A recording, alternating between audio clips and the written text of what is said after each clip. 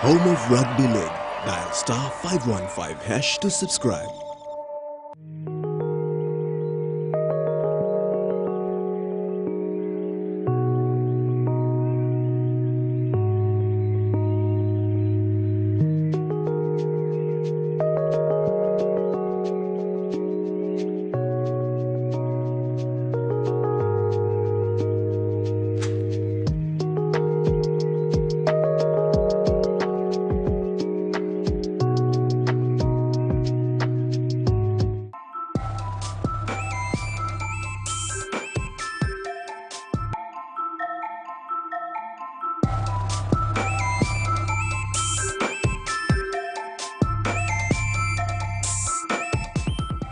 The TV1 News is proudly brought to you by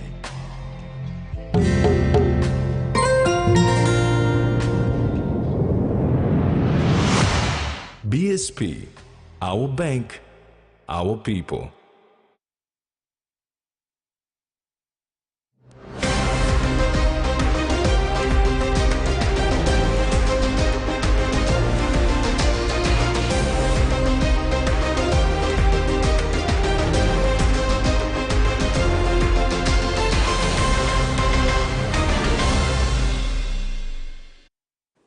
Hello, this is TV1 News. I'm Tracy Pa. In this edition, 1 million invested for food center in Gulf, Minister Matbob delivers Panguna Strut, and Coach Wabo humbled by Lahani's win.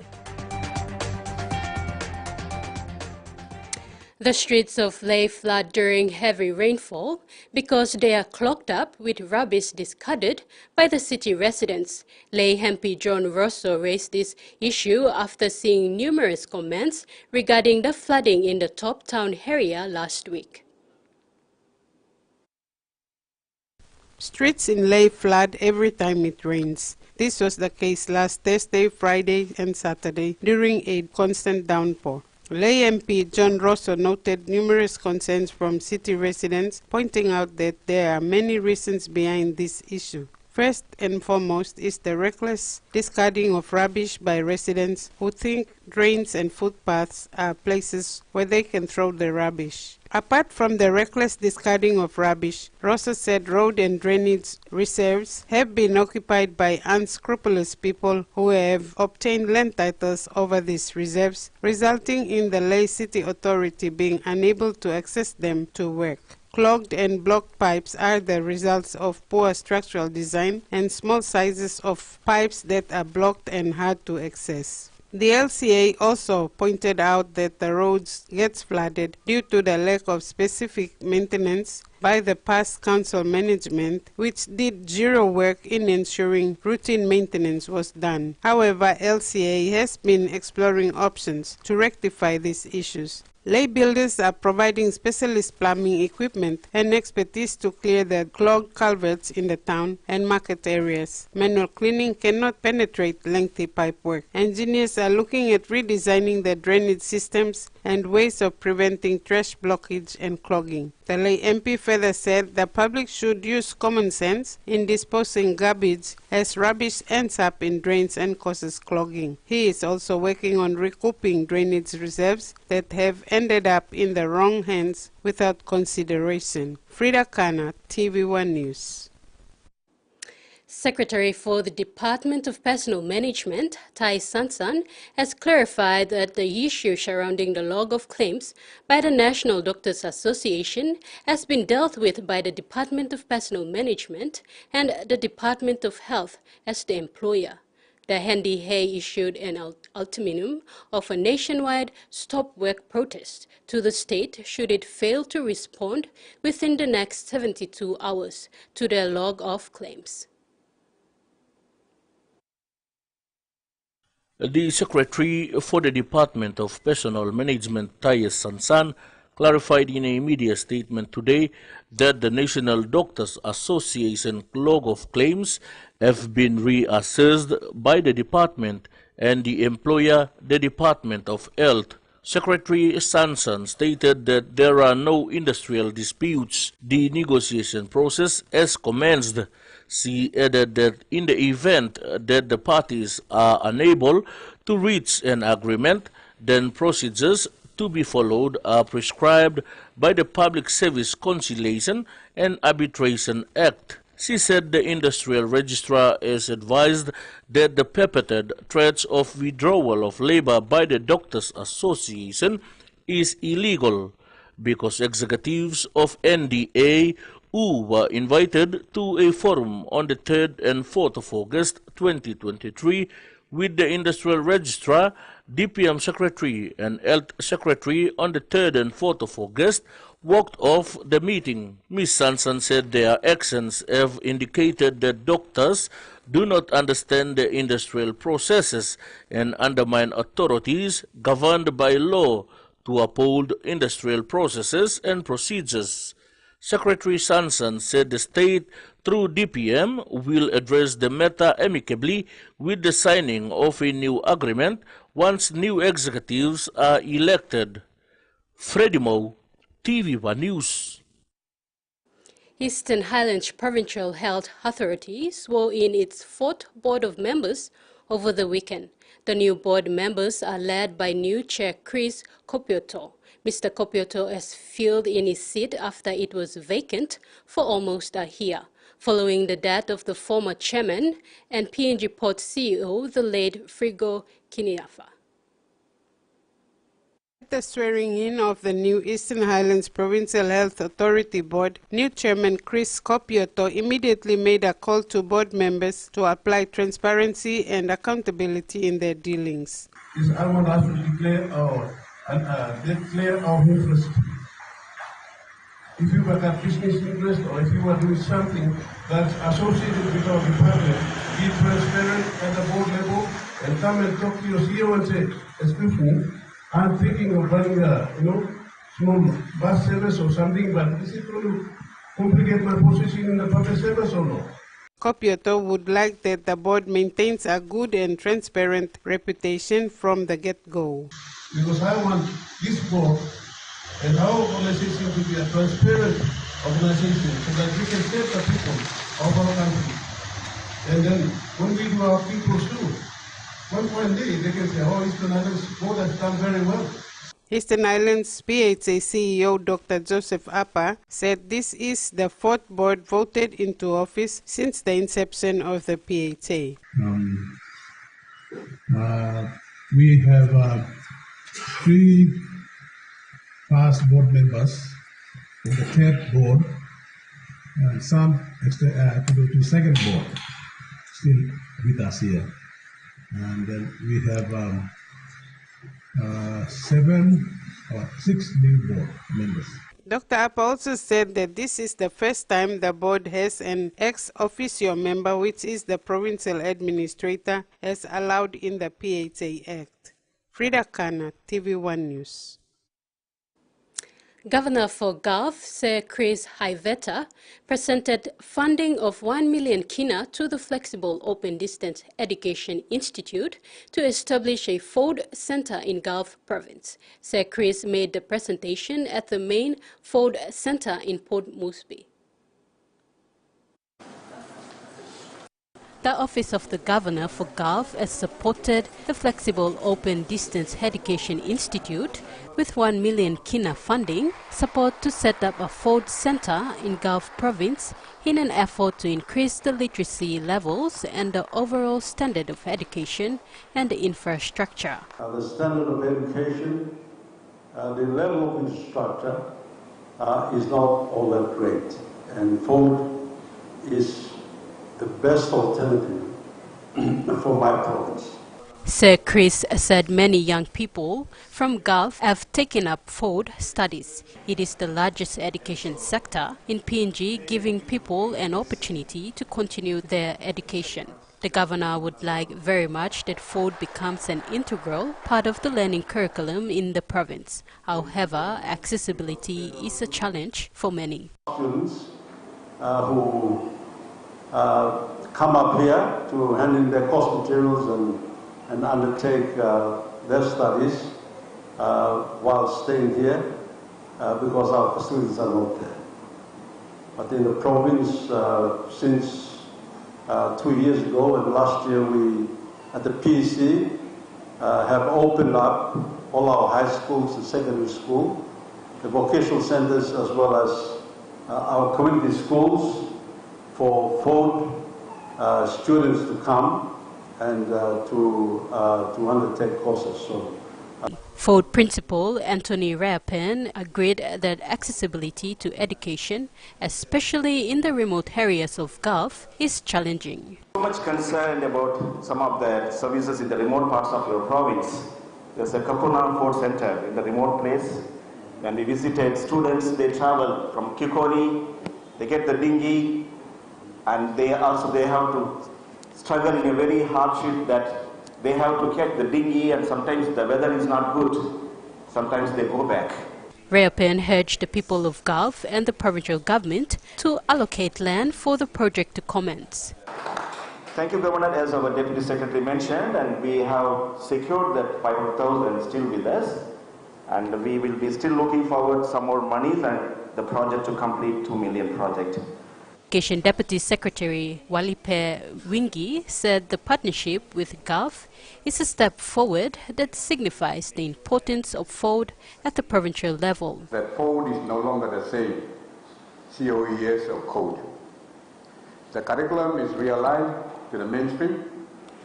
We are going towards one examination, one certification, so that all those who come out through the Ford is no longer a secondary. And we've been looking towards this opportunity for provinces to partner as we go. Rayapen added that the project will need an extra funding of 1 million kina to be able to fully complete the set of the Ford Center in Gulf. Trace Sipa, TV1 News. The recent launch of a community walkway and water project in Gabi village and city marks a beginning of a new era based on mutual friendship, understanding, unity and partnership among Gulf and city and Motu Koita leadership. Gulf Governor Sir Chris Hiveta said the event marked the beginning of collaboration and cooperation between the two governments for delivery of more projects for the Gulf community living in the city. Clarifying demarcation of mandated roles and duties, NCD Governor Paus Pakup said NCD and his office are responsible for major infrastructural developments in the city while working alongside Hope and Hempis and indigenous governments to deliver basic services. The water project and walkway for the Gulf people of Gabi village is an initiative of the Gulf provincial government and NCD. Governor Pakup urged residents to embrace a peaceful and friendly indigenous lifestyle while living together in the city. Our people of 1,000 tribes, so many languages, 860, so many cultures, they come here to make Port Moresby their home. They must see this example of our Keramba people, east and west, coming here, living peacefully with our Motuan and Kotabu people. This is the culture and heritage and history that we must hold and amplify and become the main culture and, behavior or lifestyle in the city. Gulf Governor Sir Chris Hiveta said the event marked the beginning of collaboration and cooperation between the two governments for delivery of more projects for Gulf community living in the city. Both leaders called on ethnic groups living in the city to respect the culture and heritage of the Motu Koitabu people. NCD is a special place. It's a city for all of us, but it is carved out of Central Province. We must never forget that. That's why when it says we respect the customs of the Motu Koitabuans, all Papua New Guineans who come to live here must live by those standards. Must not carry machetes on the streets of Port Moresby. We must live by the example shown by the Motu Koitabuans together with the Gulf people. Trace Sipa, TV1 News. TV1 News continues after the break. Stay with us.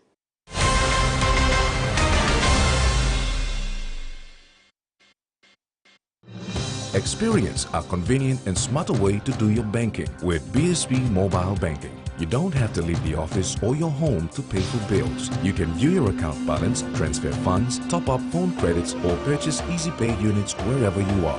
Visit your BSP branch today to register now for BSP Mobile Banking. BSP Mobile Banking, the smarter way to bank.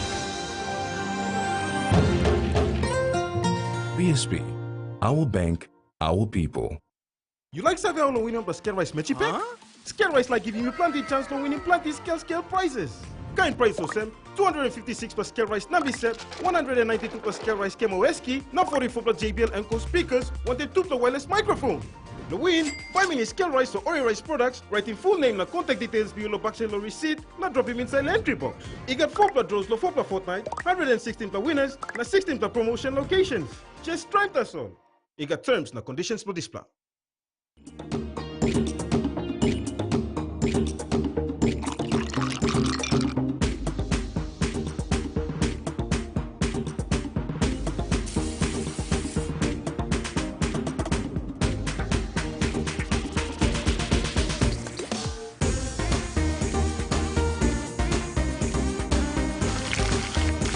More clean, more sweet.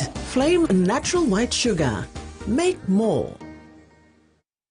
A true champion is measured by their courage, their determination, and their passion to never give up and to always keep trying.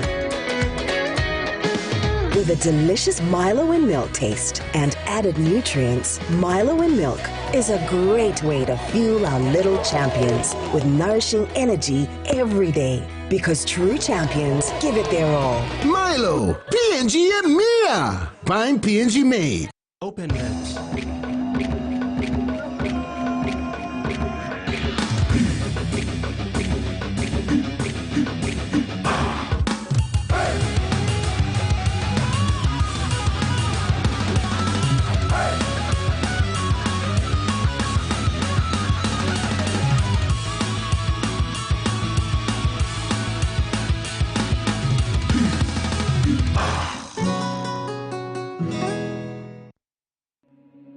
There's nothing more intense than this thing. I've been in racing my entire life since I was 3 or 4 years old. Anytime you get in one of these things, your life is in danger. There's no room for error. I mean, this is life or death. I'm determined. We travel across the country with this beast, and people just go nuts.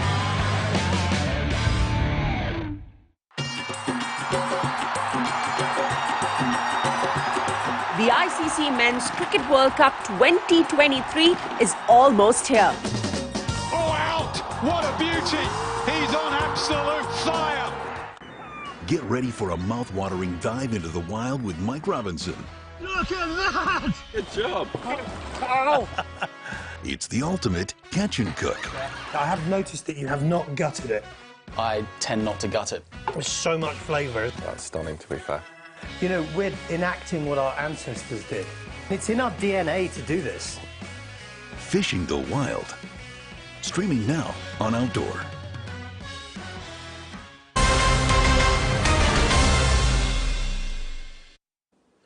The Australian government is partnering with Papua New Guinea to boost local skills and promote gender diversity in the construction sector.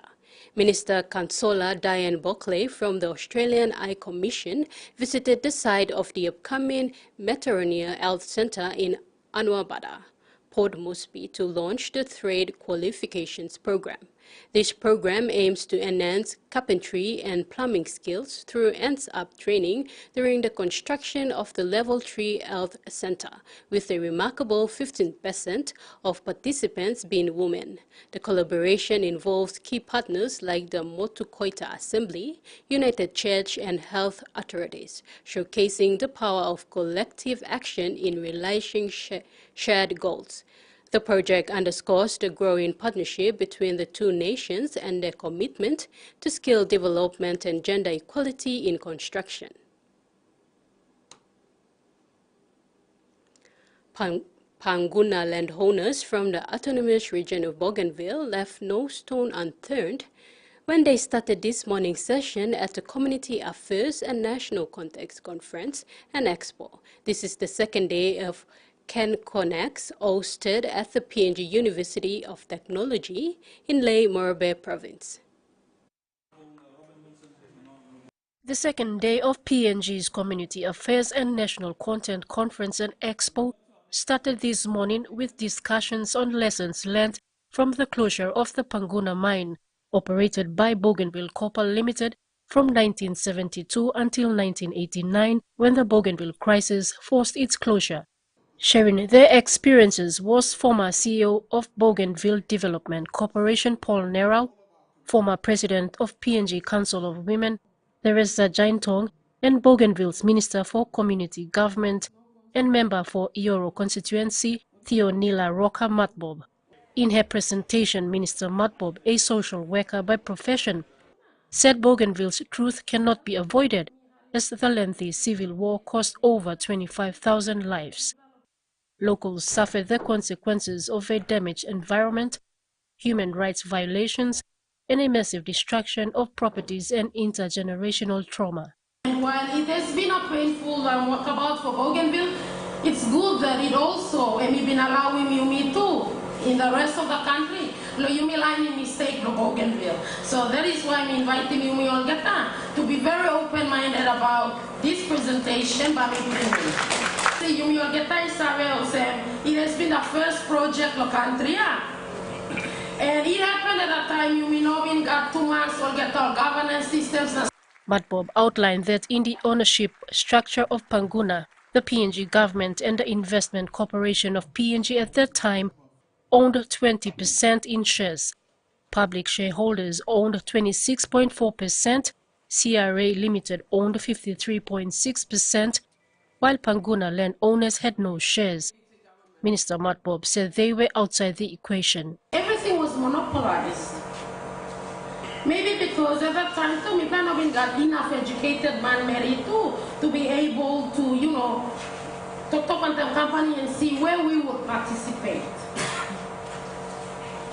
And that led to the landowners complaining. It was not even a war, it was a complaint for the laws to be reviewed, specifically the Bougainville Copper Agreement. She said it could have been resolved without bloodshed. Susan Oreape, TVWAN News. The national government was reminded today that it has forgotten agenda in Panguna. Panguna landholder and Bougainville's Minister for Community Government, Theonila Roca Matbob, issued the reminder on the second day of the Community Affairs and National Context Conference and Expo in Ley Morbe Province, PNG's largest copper mine, which operated for 17 years from 1972 until 1989, abundantly closed due to the Bougainville conflict. 10 years unified, what happened? We all forgot that the initial agenda was fixing the law. We forgot it. And then we left everything, and now, Bougainville has reached the point of no return. We will not go independence now, but the real agenda stands. While I had all the presentations last year, I'm seeing all these progresses that's happening. And in the extractive industry space, you have a forgotten agenda in Panguna that has never been given a formal closure. If we cannot give a formal closure to Panguna, I doubt we will give closure to all the other mines. Pogara is here, we need to train ourselves to create an opening and put a closer before we start a new agenda. That's governance.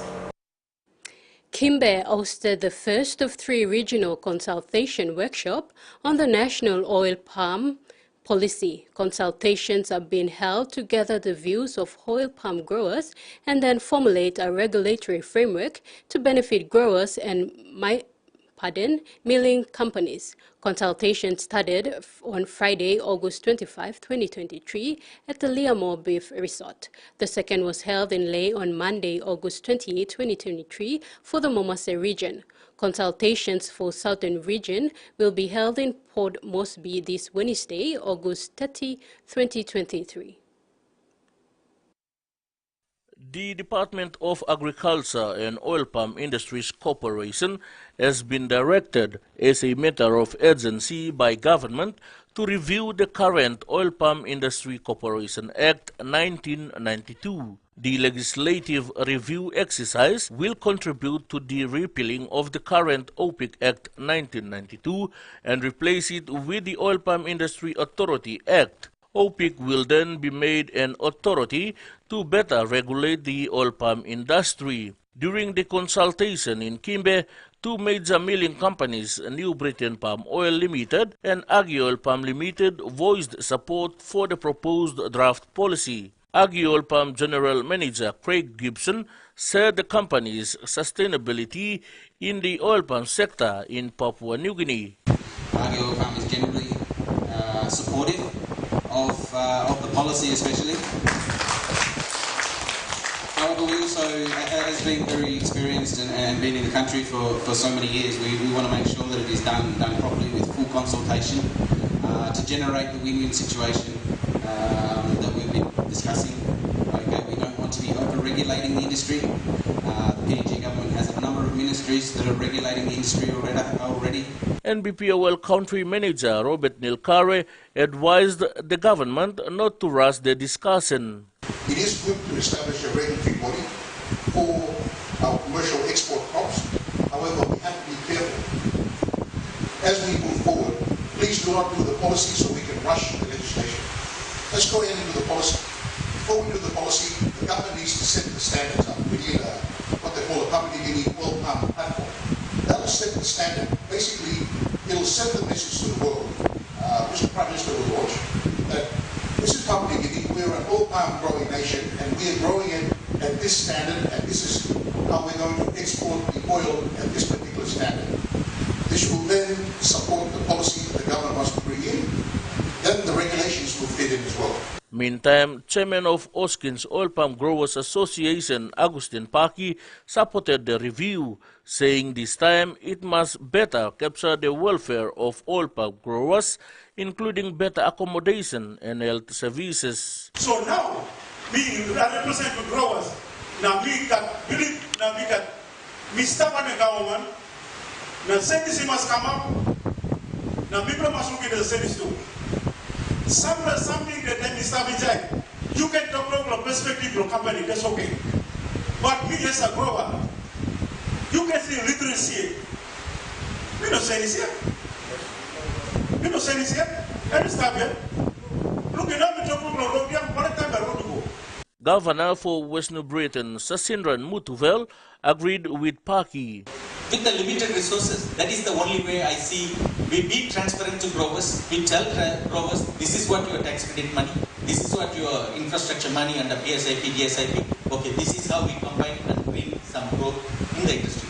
The Southern Region leg of consultation will be held in Port Moresby this Wednesday, August 29, 2023.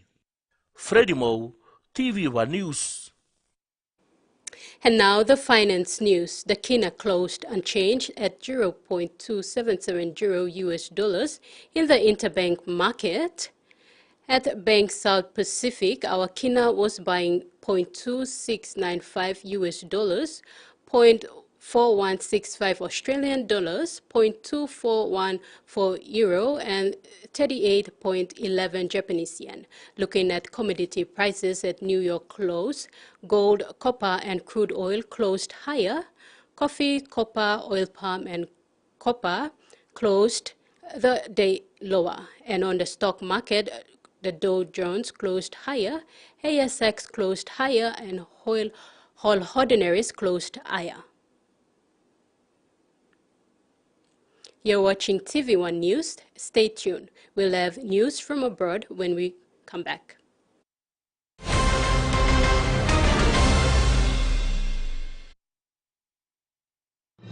Experience a convenient and smarter way to do your banking with BSB Mobile Banking. You don't have to leave the office or your home to pay for bills. You can view your account balance, transfer funds, top up phone credits, or purchase easy paid units wherever you are.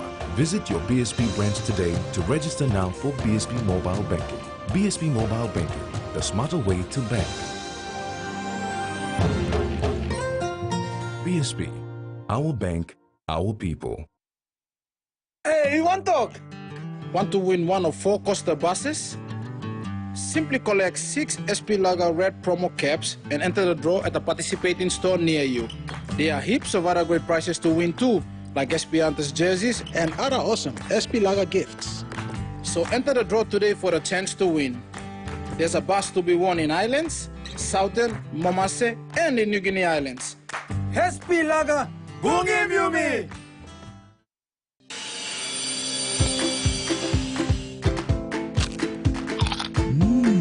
Right across the nation, we eat snacks crackers.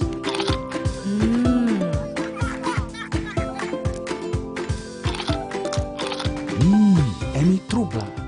All get a young planalapun, only like him snacks crackers. Only make him here, no PNG, one-time lay biscuit company. It's crunchy and tasty. It's irresistible. Hiya, Mama. You wait time, but me add him special flavor. Put in more flavor, put in more taste. Magical cuddle, get up and big smile on face. Time for Kim chicken, a great fumu too. Sip, sip, the moo, yes, magic on you. Maggi, the taste PNG loves. Hardware House is more than just a store. It is where quality meets affordability, where culture is proudly celebrated. Spanning 9 provinces, we pride ourselves in offering top-notch customer support and services. We're more than just a store. We're more than a brand. We are Hardware House.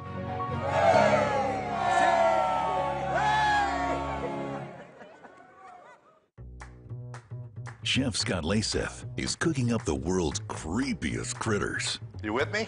No. Iguana, hagfish, and wild boar are just some of the items in this season's menu. Let's eat. And eat. And eat. It's nothing like you've had anywhere. Hey, dead meat! Dead Meat, first and exclusive in Asia. Streaming now on Outdoor. Before we get underway tonight, I just want to say, what are you looking for in a woman? It's. You've got to help. Oh, right. You've got to help. There. And it's going to be a massive year on Fox League.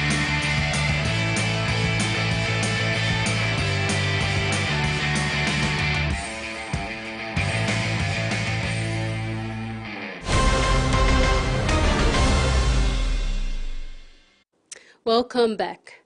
Pacific Islands nations and territories must stick together to hold the Japanese government accountable for any consequences that might result from its release of advanced liquid processing system treated water from the Fukushima power plant into the Pacific Ocean, Guam Lieutenant Governor George Tenero said.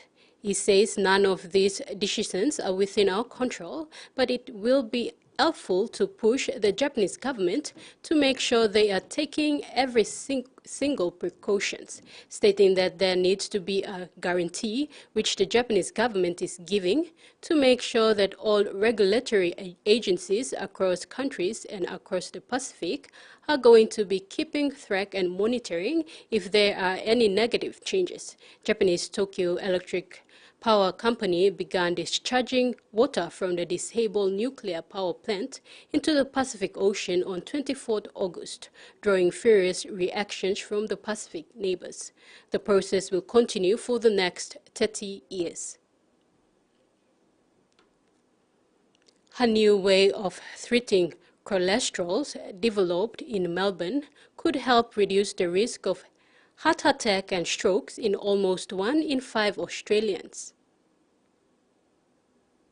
This treatment a real game changer, and we don't normally like to bandy about carelessly the word breakthrough when it comes to medical stories, but researchers do say that this is a world first treatment, and it's the first time that you can ever take a tablet to treat high levels of the bad cholesterol known as LP-little-a.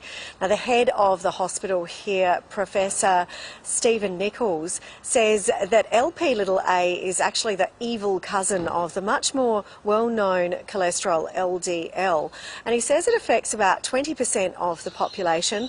It's also genetic, meaning that no matter what sort of exercise or good diet you might have and what doctors do to treat your cholesterol or your high blood pressure or even your diabetes, you're still at much higher risk of cardiovascular disease or stroke.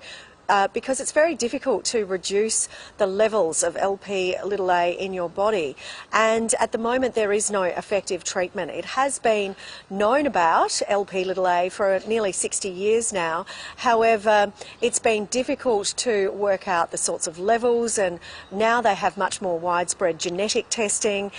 They're also easily able to do blood tests as well, and the sort of quality of those blood tests has improved as well to be able to find this.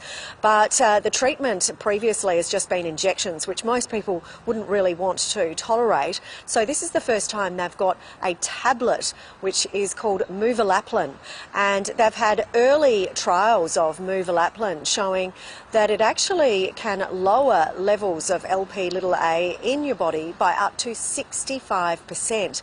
That's also really important because LP-little-a is much more sticky than LDL cholesterol, so it's got much more chances of clogging up your arteries as well. And Professor Nichols is now over in Amsterdam presenting this early research to a cardiology conference where he's talking about the fact that these early trials have shown that people have really been able to tolerate Muvalaplin, this new treatment, really well. So he is looking forward to doing much larger scale global clinical trials, and if they are successful, we could be seeing Muvalaplin being widely available for patients, not just here in Australia but also abroad, within about 5 years. So it's certainly going to be quite a game changer when it comes to reducing the risk of heart disease and stroke. Governments must respond to growing concerns expressed by children about the effects of the climate crisis and other environmental emergencies on their lives and futures, a UN body has said. In a formal opinion on Monday, the Committee on the Rights of the Child concludes that the triple plenary crisis, the climate emergency, the collapse of biodiversity, and pervasive population is an urgent and systematic threat to children's rights globally. The committee outlines the immediate risk that children face from poor air and water quality, a lack of food safety, and exposure to toxic pollutants such as lead, especially children with disabilities belonging to minority or indigenous group and living in areas vulnerable to climate breakdown and disasters.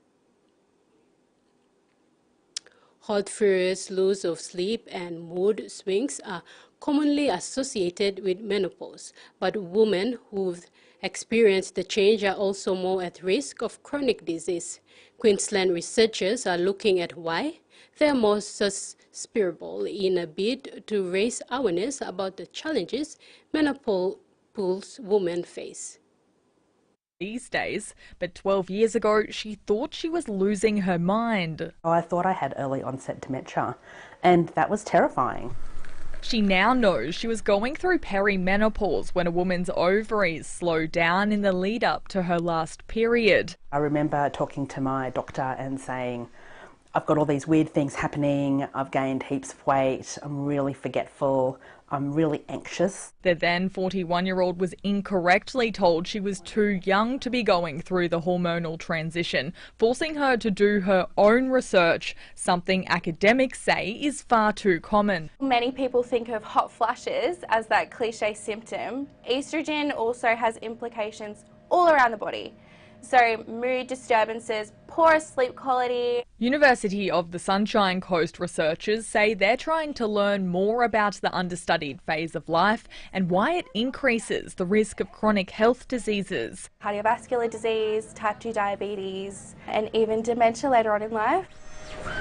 The study compares women before, during and after menopause and looks at whether lifestyle factors like weight gain, diet, exercise and sleep play a role. I've discovered I was sometimes waking up 6 times a night. But it was a big shock, and just having this fatigue and brain fog. 75 participants have so far taken part in the assessment. By the end of the year, researchers hope to have 200 to better understand the complexities of women's health, with the hope their efforts will go towards preparing and supporting the next generation. The more people who understand and the more naturally we can have conversations about this, then we can help reduce some of that stigma.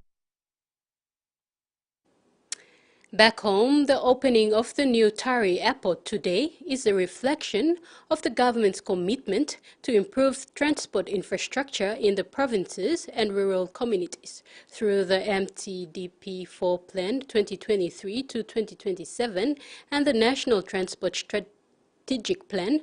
The government endeavours to create an integrated, safe, reliable and sustainable transport network that effectively connects all regions of Papua New Guinea through land, sea and air. An effective transport network is an enabler for economic growth and development. Moreover, the Connect PNG initiative endeavors to bridge the gaps in connectivity across our diverse nation. Minister for Transport and Civil Aviation Walter Snowbelt, when speaking during the opening of the new Tari terminal, said the government's aim is to ensure that all Papua New Guineans can access essential services, goods and opportunities regardless of their geographical location.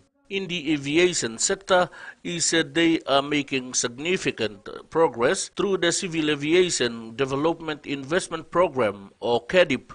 He added that the Tari Airport Terminal stands as a testament to the progress of the transport sector is making in realizing the government's Vision 2050. It serves as a catalyst for economic growth and development and creates opportunities for businesses such as tourism and investment. Minister Snowbelt also recognized the collaborative effort from government agencies, private sector stakeholders, development partners, and most importantly, the local community. He also acknowledged the development partners at ADB, the contractor, and the National Airports Corporation for this milestone achievement.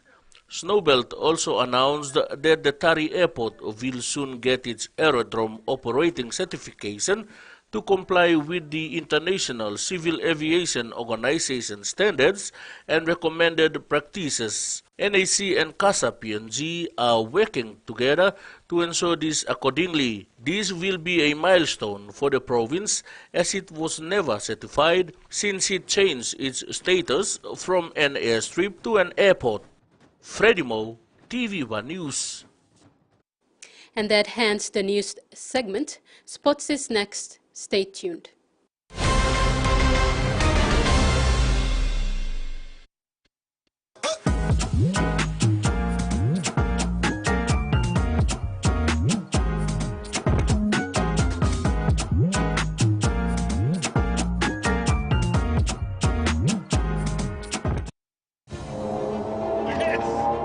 It's in the highs and in the lows.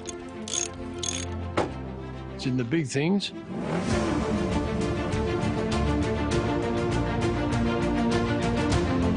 and the small things too. It's hard to put into words, but you'll know it when you see it. Terrain tamer, when quality counts. Without a doubt, you care for your loved ones. You want to keep them safe, whoever they may be with, wherever they may be, in the home or facing the world outside. Don't let anything stop you, not even bacteria. Protex helps protect your skin with natural extracts. Boosted with flaxseed oil, Protex helps eliminate 99.9% of bacteria for healthy skin. And with the power of natural goodness, you're ready to play every day. Protex, for the good health of your skin.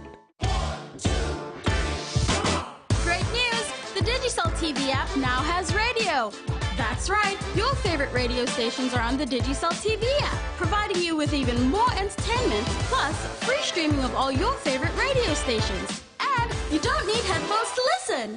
The Digicel TV app gives you the ultimate entertainment experience on the go, with more drama, more sports, more exciting movies, and now more radio to stream your favorite programs from wherever you are in PNG for free.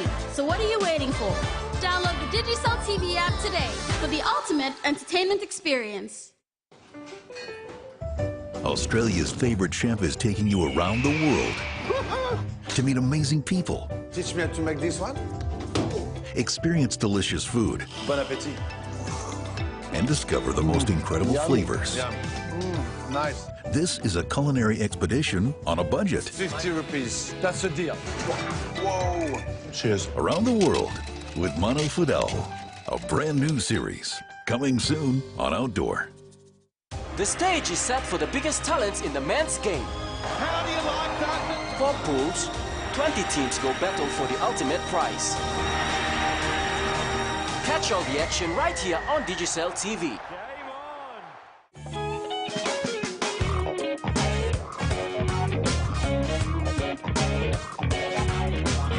Welcome to the John's Family Podcast, people. Sort of. What are you Ruined laughing at? I just thought of something.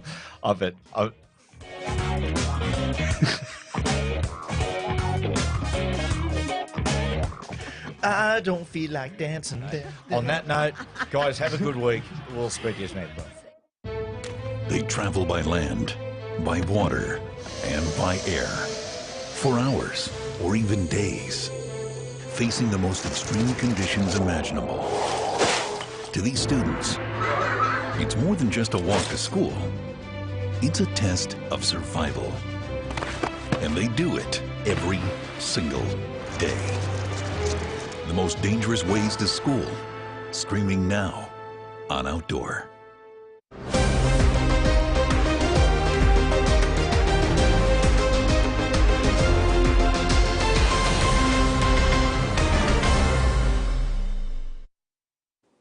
Welcome back. A rugby sevens tournament is being planned for youths in Vovosi in Nakanai district of West New Britain. The event will coincide with the country's 48th independence anniversary. District authorities want to minimize law and order issues during this important period by ensuring the youth are preoccupied enough not to engage in crime. The tournament date will be from September 14th to 16th at Vovosi village. Vovosi village in the Nakanai district will be hosting a rugby sevens tournament for the youth during the independence celebration this September. Alphonse Gale and Gerard Patata are leading this event and have mobilized youth to participate in this sporting event. So far, 9 teams have confirmed their participation. The teams are from Porapora, Vovosi, Valoka, Kololo, Rikau, and Kilu. Mr. Gales said involving youths in sports during an important period on the country's calendar is necessary because it minimizes criminal activities. He also acknowledges that sports plays an important role in rehabilitating the mindset of a young person. A trial match was played between Porapora and Vovosi over the weekend. They displayed their talents at the Vovosi Oval in Hoskins. 2 teams will be selected during the Independence Tournament to take part in the upcoming Rookie Sevens in Port Moresby this December. Freddie Moe, TV1 Sports. Getting to the big dance is an achievement in itself, but lifting the cup is the ultimate goal of every team. Bintang Goroka Lahani's super coach Charlie Wabo remains calm, cool and collective even after Sunday's thrilling 19-18 win over Lace Next Tigers in the preliminary final of the 2023 Digicel Exxon Mobil Cup.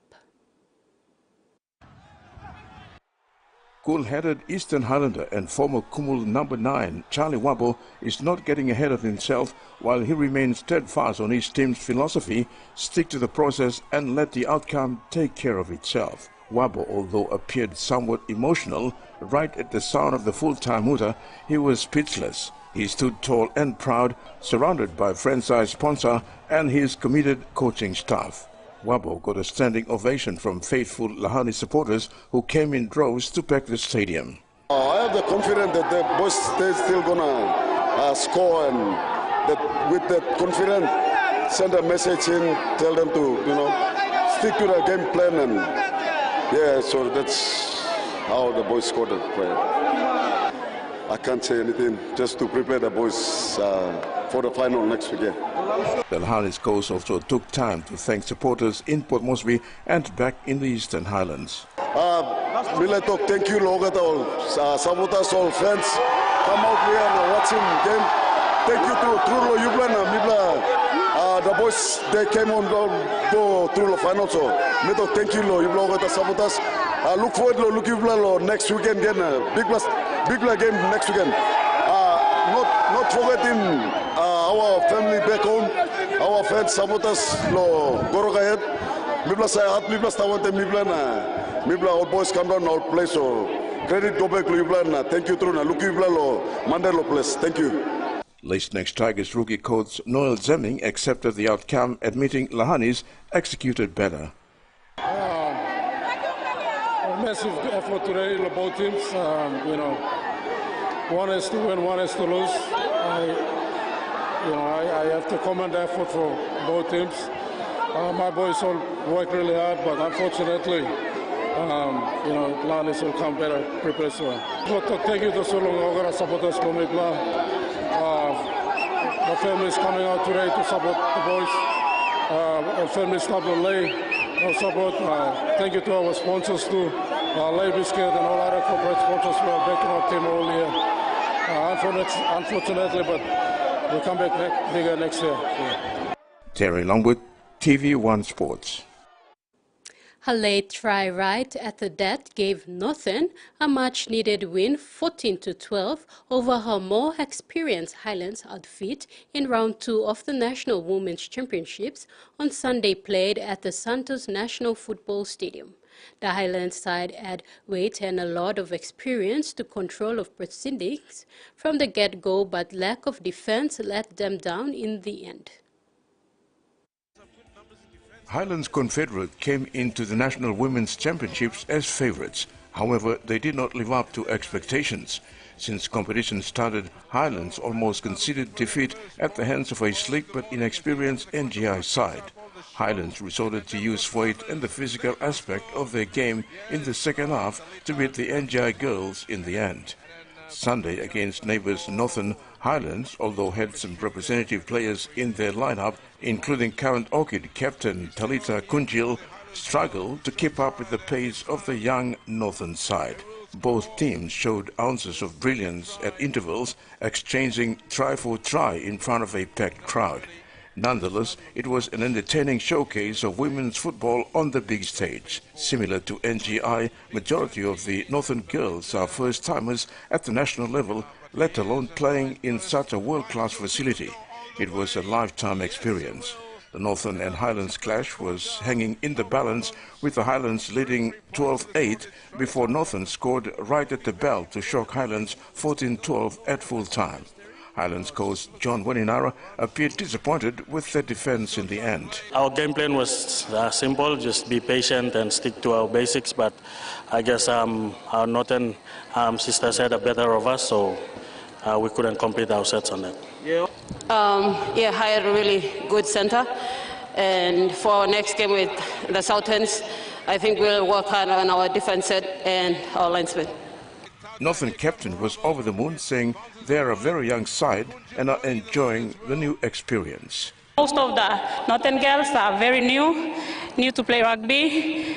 They didn't play it in their local league, but some of them tried in their country league. Country league is just a game that 2023 our MP John Russell just introduced in Ley City. And most of the girls make it through the Northern Zone. They are very new. Playing and wearing the Northern Zone jersey, it's like a privilege. And to represent our province, we are really happy. Terry Longwood, TVWAN Sports. Meantime, Southern Confederate women's team has remained undefeated in the 2023 National Women's Championships after coming from behind to beat the New Guinea Islands 18-10 on Sunday. NGI got the better of the bigger and more experienced Southern girls to lead 10-4 only, to give away the lead in the second half. It was a game of two halves, with the New Guinea Islands scoring 2 unanswered tries in the first half to hit the lead 10-4 at half-time.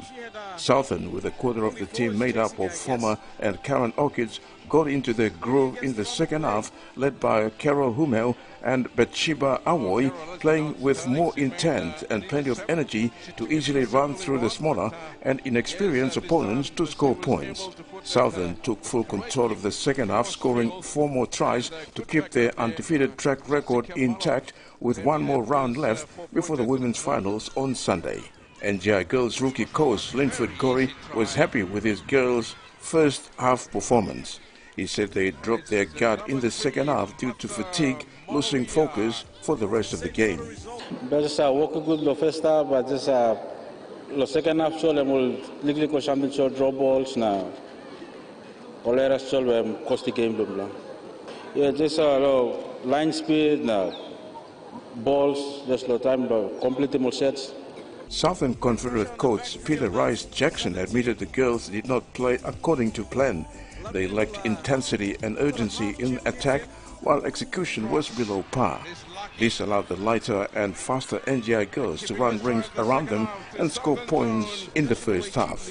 The games, I think, went pretty well as planned, but just the first half part we gave away, should I say, but getting into the sheds and getting the girls to do what they're supposed to do, and I think we came back and got what we wanted. Yeah. Southern will meet Highlands, while NGI plays Northern in round 3 this Wednesday before the finals on Sunday, 3rd September. Terry Longwood, TVWAN Sports. A total of 36 volleyball coaches recently attended a week-long coaching training workshop at the Tauranga Aquatic Centre, Port Moresby. The workshop is called the FIB, Federation International de Volleyball Coaches Course Level 1. FIB is the governing body of the volleyball worldwide. The Federation International Volleyball Course from the 4th to the 11th of August 2023 was conducted by former Scott International and England's current men's coach Simon Loftus. Loftus, a former international player who represented Scotland on the world stage for 10 years before moving on to take up a coaching role with the England side. Loftus said he's excited to be in PNG and happy to assist local volleyball coaches and administrators and share with them his wealth of experience playing at a pro level. He said the opening sessions were all about interacting with the participants and sharing experiences and ideas around physical literacy and harnessing skills with different age groups, and especially the philosophy and the dynamics of the game. So we just do a bit of introduction around physical literacy and different skills for different age groups and different knowledge bases of the game. It was just an introductory session really to get to know people and allow them to get to know each other. So yeah, it was a good fun session. It was very hot, but very enjoyable. At intervals during the workshop, Loftus had some real good conversations where he was able to share his wealth of volleyball experiences playing at the professional level and some tips for members of the PNG volleyball squad men and women teams for the Pacific Games. I had already some conversation with the national team coaches for the men and the women, getting a bit of background around what they're doing and the projects they're working for the Pacific Games coming up at the end of the year. So it sounds very exciting for them. A great opportunity to get ideas from them and see what they want to learn and put into practice for their own teams. So it seems like it should be a good week. On behalf of PNG Volleyball Federation, General Secretary Ronald Omoa was grateful for FIVB in facilitating the Level 1 course and providing some insight and invaluable tips for our national team. So we're privileged to have him here to train our coaches on the coaching programs and FIVB Level 1 course. So we are fortunate to have him here, and then our coaches will be exposed to the international coaching arena, and then hopefully they'll graduate with the Level 1 coaching. And whilst he's here, we have the opportunity for him to just run a few drills for our national teams as well. Terry Longwood, TV1 Sports. And that ends the news tonight. Pleasant viewing. Goodbye.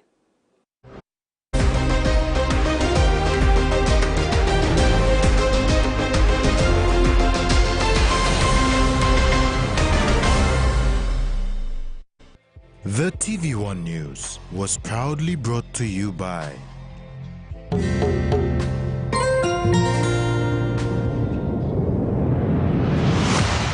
BSP, our bank, our people.